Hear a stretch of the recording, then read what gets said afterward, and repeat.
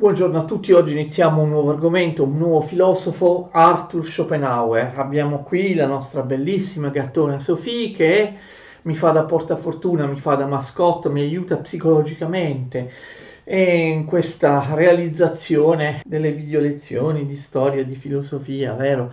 Vero Sophie? Sophie scalcia, morde, vuole andare, fa bene. Vuoi salutare i videoascoltatori? La lasciamo andare. Schopenhauer nasce nel 1788, Arthur Schopenhauer, perché quindi ne parliamo da un punto di vista cronologico dopo aver parlato di Marx, per esempio, oppure dei positivisti che cronologicamente vengono dopo Schopenhauer, no? Schopenhauer nasce prima, diciamo, anche la pubblicazione della sua opera più importante nel 1818 viene prima rispetto alle opere di tanti altri autori, in particolare abbiamo visto Marx oppure i positivisti che abbiamo trattato prima, perché noi qui non seguiamo nel corso dell'Ottocento necessariamente un ordine cronologico, seguiamo un ordine logico, seguiamo un ordine tematico. Schopenhauer, come altri due autori che tratteremo subito dopo di lui, ovvero Kierkegaard e Nietzsche, da un punto di vista tematico è preferibile spiegarli dopo gli autori dei grandi sistemi ottimistici metafisici dell'Ottocento, per quanto fossero diversi tra loro, i vari Hegel e gli idealisti romantici, oppure Marx, oppure i positivisti, avevano tutti quanti una visione ottimistica, una visione anche finalistica, una visione che dà un senso alla storia e all'essere umano, alla condizione umana, un'idea di storia e di progresso che in qualche modo porta verso il meglio, per quanto possano essere differenti tra loro i sistemi di Hegel, di Marx, oppure la visione del positivismo, sono tutti sistemi, prima di tutto sono dei sistemi complessi, dei sistemi che sono differenti parti concatenate tra loro. Invece Schopenhauer, Kierkegaard e Nietzsche rappresentano i contestatori di questa tendenza prevalente nell'Ottocento, almeno fino alla fine, fino quasi alla fine dell'Ottocento. Schopenhauer, Kierkegaard e Nietzsche, per quanto anche loro ovviamente si differenzino l'uno dall'altro, rappresentano la contestazione di questi sistemi ottimistici, finalistici, tipicamente ottocenteschi da un punto di vista epistemologico, appunto ottimistici, che danno un senso alla storia, alla vita umana e cercano in qualche modo di rinchiudere all'interno del sistema un po' tutto. Si tratta di sistemi, quelli di Hegel, di Marx, del positivismo, un po' onnicomprensivi, totalizzanti, che comunque mettono al centro qualcosa che domina tutti gli altri aspetti della realtà, sistemi che pensano che si possa arrivare ad una verità, che ci sia una verità. Marx, Hegel, il positivismo, che ci sia una verità oggettiva. Viceversa, Schopenhauer, Kierkegaard e Nietzsche sono filosofi pessimisti, sono filosofi, sono filosofi scettici, sono filosofi che pensano che la verità non sia raggiungibile, sono filosofi che in qualche modo riaffermano il pessimismo o la mancanza di senso o comunque criticano l'ottimismo tipicamente ottocentesco. Sono anche filosofi, Schopenhauer, Kierkegaard, Nietzsche, per quanto diversi tra di loro, che mettono in primo piano l'individuo concreto che prevale o dovrebbe prevalere rispetto alle organizzazioni collettive, che siano queste lo Stato, la classe sociale oppure una associazioni di scienziati che governano, no? O che decidono tutto nella società, come per esempio pensava Comte. Quindi Schopenhauer, Kierkegaard e Nietzsche sono un po' filosofi fuori del loro tempo. Infatti, per questo, da un punto di vista tematico, ecco, conviene spiegarli dopo Marx, dopo il positivismo, anche se magari cronologicamente alcuni di essi, alcuni di loro, in particolare Schopenhauer, vengono prima, perché sono i filosofi che chiudono che chiudono l'Ottocento, il XIX secolo, non da un punto di vista cronologico, però da un punto di vista tematico. Mettono in crisi le certezze dei classici sistemi ottocenteschi. Infatti la loro filosofia spesso avrà successo in ritardo e avrà successo soltanto alla fine dell'Ottocento, quando inizierà a essere messo in discussione tutto quell'insieme di certezze dei sistemi ottocenteschi, e avranno successo in particolare nel Novecento e nel XX secolo. Sono in anticipo sui tempi. Schopenhauer, come anche Kierkegaard, anche Nietzsche, tutti e tre, ma parliamo di Schopenhauer, anticipa in maniera brillantissima alcuni aspetti della filosofia del XX secolo. Moltissimi filosofi, autori del XX secolo, faranno riferimento a questa triade di grandi contestatori, di grandi outsider dell'Ottocento, del XIX secolo, quindi un po' in contrasto con lo spirito del tempo, esprimono una filosofia che è in anticipo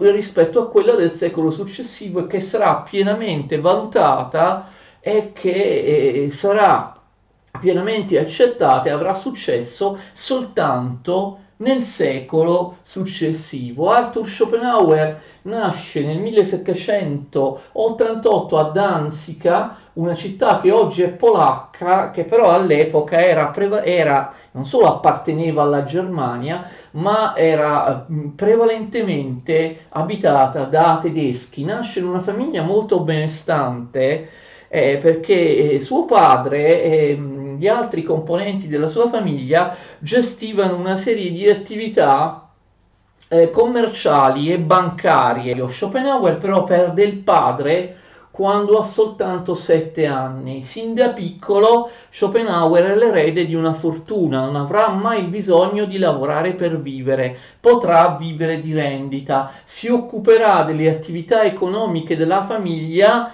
soltanto in alcuni periodi della sua vita e soltanto in maniera marginale. Per il resto si occuperà di filosofia e si limiterà a intascare i proventi delle attività di famiglia, quindi non avrà mai bisogno di lavorare per vivere. E questa è una delle caratteristiche che accomuna questi tre personaggi che vi ho detto: Schopenhauer, Kierkegaard e Nietzsche. Non avranno mai problemi economici, non avranno mai bisogno, insomma, non saranno mai bisognosi, non dovranno mai in qualche modo sottomettersi a un lavoro per necessità. E allora il padre muore e si suicida. Questo certo non è una cosa positiva per la psiche del piccolo Arthur, che già da quando aveva 7 anni, diciamo, ha un buon motivo per essere pessimista. Il pessimismo caratterizzerà la filosofia di Schopenhauer, tanto da renderla molto simile a quella di Leopardi. Il collegamento che spesso gli studenti realizzano durante l'esame orale della maturità, dell'esame finale della scuola superiore, tra Schopenhauer e Leopardi è un collegamento classico, forse ormai fin troppo scontato, fin troppo abusato. La filosofia di Schopenhauer somiglia molto a quella di Leopardi, ci sono anche delle differenze, perché Leopardi è un materialista e quindi Leopardi attribuisce alla materia, alla natura, quello che invece Schopenhauer attribuisce a uno sfondo, ad un livello metafisico, idealistico, che per lui esiste al di là della materia. Ma al di là di questa differenza, possiamo chiamarla metafisica, moltissimi aspetti della filosofia di Schopenhauer somigliano incredibilmente a quelli di Leopardi. Schopenhauer non ha copiato da Leopardi, non lo conosceva, lo scopre soltanto negli ultimissimi anni della sua vita, lo legge perché Schopenhauer leggeva l'italiano, era stato molte volte in Italia e fornisce un giudizio di enorme apprezzamento nei confronti appunto del nostro Giacomo Leopardi, esattamente come Nietzsche farà. Sia Schopenhauer sia Nietzsche considerano Leopardi il massimo filosofo italiano, proprio in un periodo che forse non si è ancora completamente dissolto, in cui stupidamente in Italia si distingueva poesia e non poesia e si attribuiva a Leopardi soltanto il valore di poeta, mentre si diceva no, Leopardi come filosofo non è un vero filosofo perché la filosofia materialistica scettica di Leopardi e in qualche modo dava fastidio al potere politico, al potere religioso. Invece Schopenhauer e Nietzsche capiscono subito che Leopardi è anche un grande filosofo, oltre a essere un grande poeta. Il padre quindi si suicida quando Arthur ha 7 anni. Curiosità, pensate, Arthur sarebbe stato indirizzato ad una vita di commercio, no? Una vita di affari commerciali, ma lui rifiutò, come abbiamo visto, questa vita a cui sembrava destinato. Pensate che il padre lo chiamò Arthur perché il nome Arthur, anche se si pronuncia differentemente, si scrive allo stesso modo in tedesco, in inglese e francese, capite? Quindi commercio internazionale non avrebbe avuto più facilità perché il suo nome si scrive nello stesso modo in molte lingue, quindi anche nel dargli il nome aveva pensato alla sua attività futura. La madre Johanna è una persona molto colta che ha molti amici, molto socievole, molto salottiera, tiene proprio dei salotti letterari in cui il piccolo Arthur ha modo di conoscere grandi personalità dell'epoca. La madre inizialmente vive a Gotha e poi a Weimar. Weimar, sapete, è la città di Goethe. La madre tiene dei salotti letterari e Schopenhauer infatti farà amicizia con Goethe. In questi salotti letterari erano ospiti grandi personalità, oltre a Goethe anche Wieland o altre grandi personalità tedesche dell'epoca. Schopenhauer attende agli studi classici prima a Goethe e poi a Weimar, poi si iscrive all'Università di Gottinga. Si iscrive prima alla facoltà di medicina, poi cambia idea completamente e si iscrive alla facoltà di filosofia. Come ho fatto io, il sottoscritto, anch'io mi sono iscritto, ho fatto tanti esami a medicina, poi sono passato alla facoltà di filosofia, ma non sono diventato così importante come Arthur Schopenhauer. E quindi a Gottinga lui legge ovviamente moltissimi autori, in particolare quelli che ispireranno le sue teorie, Platone e Kant. Lui utilizzerà l'idealismo di Platone, l'interpretazione idealistica, un'interpretazione idealistica di Kant. Kant ha sempre protestato, no, di non essere un idealista, però anche Schopenhauer, così come Hegel oppure romantici, lo vedeva come un idealista. Siccome Schopenhauer, vedremo, pensa che la vera realtà sia un idealismo, una realtà che è rappresentata da una forza idealistica, da un sottofondo ideale che va al di là della materia. Ecco, lui ritrova in idealisti come Platone, oppure appunto Kant interpretato come idealista, oppure anche in altri personaggi come Berkeley, che diceva che la vera realtà è soltanto appunto ideale, è soltanto spirituale, mentre l'esistenza della materia è soltanto apparente. Ritrova in questi autori l'ispirazione per la sua filosofia, anche se Schopenhauer deforma questi autori, ne dà una sua interpretazione. Kant viene interpretato non in maniera critico-negativa, trascendentale critico-negativa, ma in maniera metafisico-positiva. Kant aveva detto che il noumeno, la cosa in sé, non si può conoscere, ma Schopenhauer non è d'accordo. Lui vede proprio un filo che lega Platone a Kant, ma che parte addirittura dagli antichissimi libri induisti dei Veda. Schopenhauer sarà sempre un ammiratore della filosofia orientale, che considerava superiore alla filosofia occidentale. All'epoca non era assolutamente una posizione, un'idea molto diffusa questa, e quindi lui si ispira anche alle religioni orientali, in particolare alle filosofie orientali, in particolare agli antichissimi testi induisti dei Veda. Schopenhauer, come sua madre, è piuttosto inquieto, cambia continuamente città, si sposta di luogo in luogo. Nel 1811 passa dall'università di Göttingen all'università di Berlino. Ricordate che c'era a Berlino, c'erano personaggi come Fichte o Schleiermacher, gli idealisti romantici o agli idealisti cristiani come Schleiermacher. Schopenhauer rimane negativamente colpito da Fichte, non gli piacciono per niente le lezioni di Fichte, poi vedremo perché, ma in generale lui non ama i romantici tedeschi. Poi si laurea, attenzione, nel 1813 all'Università di Jena, con una tesi di laurea che in realtà rappresenta la sua prima opera importante, l'opera di supporto a quella che sarà l'unica vera in realtà opera importante, che si chiama Sulla quadruplice radice del principio di ragion sufficiente. Naturalmente il principio di ragion sufficiente era stato portato molto in auge da Leibniz, dalla filosofia di Leibniz, come abbiamo spiegato nelle video lezioni dedicate a Leibniz.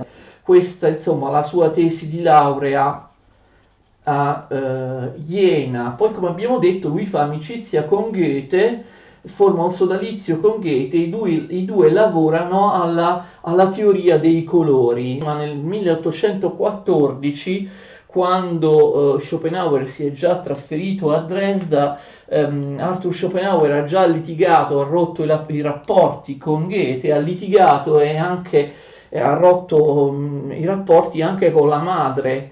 C'era una diversità di vedute con Goethe, però bisogna dire che Schopenhauer ha sempre avuto un carattere piuttosto sociale, un carattere difficile, a volte risultava veramente intrattabile. Man mano che va avanti, man mano che diventa adulto, che passano gli anni, diventerà sempre più difficile essere suo amico. Il pessimismo di Schopenhauer si applica anche in qualche modo alla natura umana o alla possibilità di avere davvero delle amicizie sincere. Schopenhauer più volte scriverà che spesso le persone più intelligenti, le persone più libere ricercano l'isolamento, riescono ad essere libere soltanto al prezzo dell'isolamento. Quindi lui poi, Schopenhauer, scriverà una sua opera sui colori che sarà poi diversa dalla famosa opera, dalla teoria dei colori che scriverà Goethe. Si trasferisce a Dresda nel 1818, pubblica la sua opera importante, la sua opera fondamentale, Il mondo come volontà e rappresentazione. A volte convenzionalmente viene indicato soltanto con la prima parola il mondo di Schopenhauer è quest'opera qui. A volte viene indicata proprio per quelli che vogliono fare, insomma, vogliono darsi un tono, non lo so, con le parole Die Welt. Die Welt significa il mondo in tedesco. Questa è la sua opera importante. Qual è il problema? Schopenhauer pensa davvero di aver colto una verità, di aver colto qualcosa di veramente originale e in particolare qualcosa di veramente in contrasto con le teorie dominanti all'epoca. Vorrebbe che la sua filosofia fosse valutata, che avesse successo, che fosse quantomeno discussa, e invece nessuno se lo fila, il mondo, questa sua opera non ha alcun successo, il libraio si lamenta perché le copie restano invendute. Anche i principali giornali letterari tedeschi neppure lo recensiscono, cioè passa praticamente sotto silenzio. Schopenhauer, che era già pessimista, diventa ancora forse più pessimista, sociale, disilluso nei confronti della società. In qualche modo, per dimenticare l'insuccesso, lui viaggia molto, viaggia moltissimo anche in Italia, arrivando anche a Roma, a Napoli, insomma il classico Grand Tour dell'epoca. Cosa succede? Poi torna in Germania perché ha notizia, quando si trova in Italia, di un rovescio finanziario della sua famiglia. Alcuni affari di famiglia erano andati male, quindi torna in Germania per occuparsi, sia pure per un breve periodo, delle aziende, delle attività di famiglia. Poi allora tenta la strada accademica, pensa che forse da una cattedra universitaria sarebbe riuscito a diffondere maggiormente le sue idee, che non avevano proprio avuto successo. E quindi dove va? Va a Berlino. Sapete chi c'era a Berlino? C'era Hegel, ve lo ricordate? Lui cerca di fare concorrenza alla filosofia hegeliana, che in quel periodo, ricordate le video lezioni che abbiamo fatto su Hegel, se avete studiato Hegel con me, che in questo periodo la filosofia di Hegel aveva un enorme successo, esercitava una vera e propria dittatura culturale in Prussia e in tutta la Germania. Schopenhauer litiga con Hegel sin dall'inizio, litiga proprio apertamente. Durante la dissertazione è la lezione di prova che rappresenta in qualche modo, capite, la prova per entrare a far parte dell'Università di Berlino. Quindi proprio durante la sua prova, come dire, la sua prova d'esame per entrare all'Università di Berlino, lui si scontra verbalmente con Hegel. Entra comunque all'Università di Berlino, ma soltanto come libero docente, quindi ha uno stipendio minore di personaggi come Hegel e così via, deve procurarsi da solo gli studenti, le sue sono lezioni non obbligatorie, sono lezioni, no, facoltative per 24 semestri, cioè per 12 anni, dal 1820 al 1831. Schopenhauer, questo è un aneddoto famoso, cerca di fare inutilmente concorrenza alle lezioni di Hegel. Cioè sapete che fa all'interno dell'Università di Berlino? In un'aula che si trova, che lui ha situato appositamente lontana da quella dove Hegel fa lezione, Schopenhauer tiene le sue lezioni negli stessi giorni, nelle stesse ore di quelle di Hegel, cercando di strappare gli studenti. Il risultato è disastroso. Alle sue lezioni e alle lezioni di Schopenhauer partecipano 5-6 studenti, mentre centinaia di studenti si accalcano anche fuori dall'aula per seguire le lezioni di Hegel. Quindi insomma un completo insuccesso, e il nostro caro Arthur diventa forse sempre più pessimista, d'accordo? Abbandona la carriera universitaria, si trasferisce a Francoforte, dove resterà molto tempo, nel 1831. Cosa succede? Qual è la caratteristica molto positiva di Schopenhauer, che poi determinerà anche il successo dei suoi libri, successo per quanto tardivo, per quanto postumo? Schopenhauer scrive molto bene, è un piacere proprio da leggere, è chiaro, è limpido, è del tutto comprensibile. Schopenhauer imita la prosa scientifica di Goethe e critica fortemente lo stile oscuro di molti autori tedeschi con i quali ci siamo scontrati, no? Se avete visto le mie video lezioni, no? Sui romantici, su Fichte, su Schelling, su Hegel, ma anche Kant scrive in una maniera strana, scrive male, difficile da comprendere. Kant che comunque Schopenhauer ama, ma non può accettare lo stile. Schopenhauer sostiene che uno stile chiaro, uno stile diretto, uno stile comprensibile è sintomo di sincerità, è la dimostrazione che qualcuno, uno che scrive chiaro, è la dimostrazione che quel qualcuno ha interesse per l'umanità, interesse per il prossimo, per questo vuole farsi capire. E inoltre, se uno davvero ha una verità da divulgare, questa verità deve essere necessariamente facile da divulgare. Quindi per lui la chiarezza, la limpidezza dello stile è una cosa fondamentale. Lui si contrappone e critica tutti i tanti tedeschi che scrivevano in maniera difficile come Kant o assolutamente oscura come Fichte, Schelling o Hegel. Lui si vanta di scrivere in maniera chiara. Infatti i libri di Schopenhauer si leggono ancora adesso in maniera semplice, è un piacere leggerli, anche i non specialisti della filosofia li possono leggere, perché Schopenhauer usa una prosa limpida e del tutto aliena da ogni gergalismo. Certo, ci sono dei termini tecnici, ma non è un gergo filosofico. Schopenhauer usa nelle opere di filosofia la stessa lingua dell'uso quotidiano. Ecco, questa facilità di lettura unita ad una certa ironia fa sì che Schopenhauer, sia pure appunto a distanza di tempo, veda il successo delle sue opere. Allora lui si accorge di poter essere un divulgatore, un Piero Angela oppure un Alberto Angela dell'epoca. Allora capisce, forse il mondo come volontà e rappresentazione è troppo lungo, è troppo difficile, è troppo difficile. Ci aggiungo dei supplementi. Lui pubblica nel 1844 una seconda edizione, attenzione, del mondo come volontà di rappresentazione, che è ancora più lunga, perché oltre al volume iniziale che diventa il primo volume, ne aggiunge un altro, un volume di supplementi in cui cerca di rendere anche allettante, capito, al grande pubblico le sue teorie, perché lui non scrive nulla di diverso, non è che ha cambiato idea rispetto al 1818, quando ha pubblicato Il Mondo, semplicemente applica la sua teoria a vari ambiti, dalla letteratura greca all'amore sessuale, e quindi si diffonde anche su tanti argomenti, anche specialistici, su scienze settoriali differenti da quelle della filosofia, cercando di arrivare ad un pubblico più largo.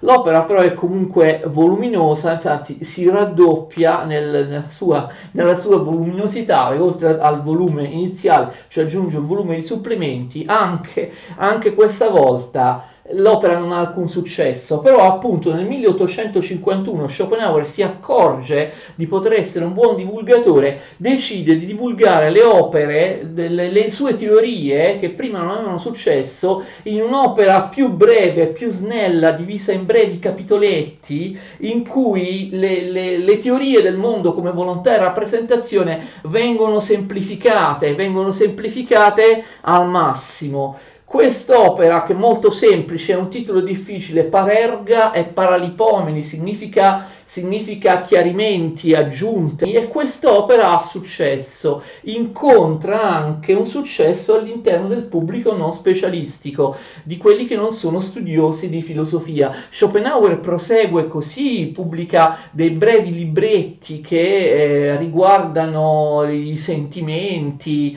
l'arte di stare in società e così via, e ottiene diverso successo. Quindi si forma una piccola cerchia di discepoli. Schopenhauer comunque è fortunato perché muore nel 1860, cioè vive abbastanza a lungo per vedere che pian piano comunque la sua opera sta avendo un certo successo. Certo, un successo ancora non straordinario, però comunque nella terza edizione, in cui non cambia niente, no? Nella terza edizione del Mondo come volontà e rappresentazione, pubblicato pochi anni prima della sua morte, vi è, oltre a quello che vi ho detto, all'elogio di Leopardi che lui aveva scoperto pochissimi anni prima di morire, vi è una breve prefazione in cui Schopenhauer dice: le mie forze stanno venendo meno, so che tra poco tempo non ci sarò più, però ho questa soddisfazione, quella di vedere che le mie idee si diffondono sempre di più. Quindi Schopenhauer ebbe la fortuna di vivere abbastanza a lungo per vedere che le sue idee interessavano sempre più il pubblico colto. E quindi insomma forse muore nel 1860 leggermente meno pessimista di quello che è stato in tutta la sua vita, non lo so, possiamo forse ipotizzare. Tuttavia il successo vero dell'opera di Schopenhauer è un successo postumo, un successo che arriva solo alla fine dell'Ottocento, con tutte le inquietudini, le crisi dei fondamenti, la crisi della Belle Époque, l'irrazionalismo e le crisi dei sistemi ottimistici che partono sin dall'inizio, dalla fine dell'Ottocento. Tuttavia l'interpretazione, la comprensione, la critica, l'interpretazione della sua filosofia appartiene al XX secolo e in fondo è ancora in corso, d'accordo?